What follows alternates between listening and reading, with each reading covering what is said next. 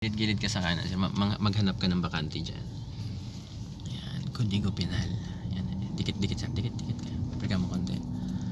Ayan, breakan mo. Dikit lang, breakan mo. Break. Ayun o. Ayan, ito yung nasa ano ko. Sa vlog mo. sa mga video. Wala nang tao, wala nang storbo. Idea sir, paano ka mag-park dyan? Patalikod Patalikod po. Kasi pag itong posisyon natin sir paharap, hindi na pwede. Kasi dikit na tayo eh. Baka mabagsakan pa natin itong katawan nito. Haba pa naman yan. Para tayong final destination yan. Ang gagawin mo ngayon sir, itong side mirror mo, ito.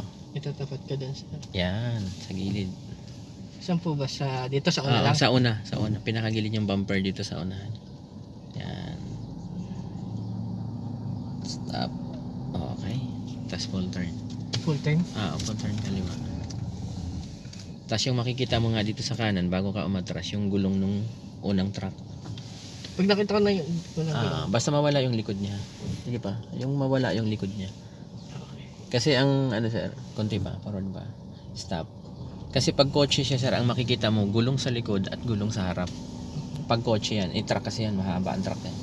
Kaya dapat gulong. Tapos yung balik po, Full turn sa right. Tapos reverse ka. full turn. Full turn sa right. Okay, sagad mo. Ayan, sige, tapos atras. Basta itong nakikita mong gulong na to sir, dapat lumabas dun sa kaliwa.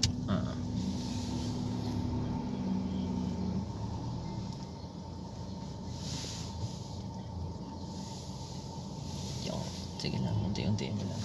Huwag mo muna ibalik. Pag binalik mo yan, didikit ka dyan sa truck. Hintay mo humarap. Ayan, ganyan, brake. Bawi mo yung manibela. Isa, dalawa. Masakit Ayan pala yung pinapaling mo kanina eh. Gas ka. Gas pa. Pwede mong ipantay yung side mirror sa gulong niya. Stop. Ayan, pwede na yan.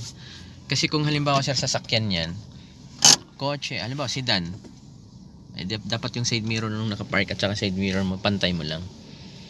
Yung truck kasi, yung truck mahaba, di ba yung... Bale, dalawang full turn po yun. No? Dalawang full turn. Ganun lang naman eh, procedure ng perpendicular backward. Ang mahalaga sa mga yan, mall to. sa mga mall, yung mga SM, di ba nakalagay nga mga sa SM, park facing the wall, back parking pa rin. Mga tamad ng mga Pinoy eh.